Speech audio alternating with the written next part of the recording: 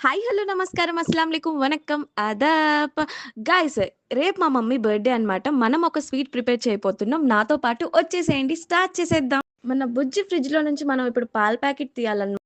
పాలు మినిమమ్ ఒక 20 మినిట్స్ లేదా 15 మినిట్స్ కాగపెట్టాలి. కాగపెడుతున్నప్పుడే మనం చక్కెర యాడ్ చేయాలి. అంటే షుగర్ అన్నమాట. మన భాషలో చక్కెర అంటాము.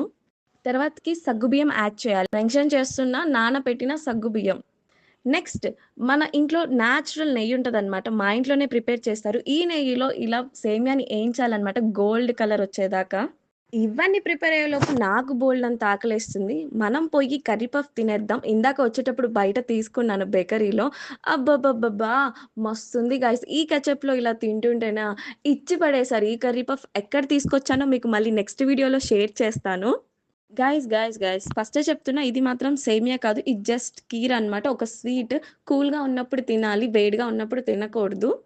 గైస్ ఇప్పుడు కస్టర్డ్ పౌడర్ తీసుకోవాలి. వాటర్‌లో మంచిగా మిక్స్ చేయాలి. పాలు చల్లారాక కొంచెం 5 మినిట్స్ తర్వాతకి యాడ్ చేసుకోవాలి మిల్క్‌లో. అండ్ నెక్స్ట్ ఇలాచీ పౌడర్ అన్నమాట. మనం దీన్ని ఇంకా ఫ్రిడ్జ్‌లో పెట్టేసేద్దాం. రేపు మార్నింగ్ తీయాలన్నమాట. సర్ప్రైజ్, ఇది ఇంకా ఎవరికీ తెలీదు. అందరూ పనుకున్నారు.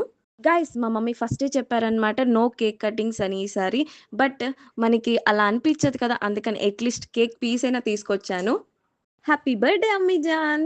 గైస్, సీరియస్‌లీ చెప్తున్నాను. డప్పు మాత్రం కొట్టుకోవట్లేదు. మా ఫ్యామిలీ మెంబర్స్‌కి కీర్ చాలా బాగా నచ్చింది. వాళ్ళ ఫేస్ ఎక్స్‌ప్రెషన్స్ చూడాలి. ఇంకా మా ట్యూషన్ పాప ఎక్స్‌ప్రెషన్స్ చూడండి. చాలా బావుందని చెప్పింది.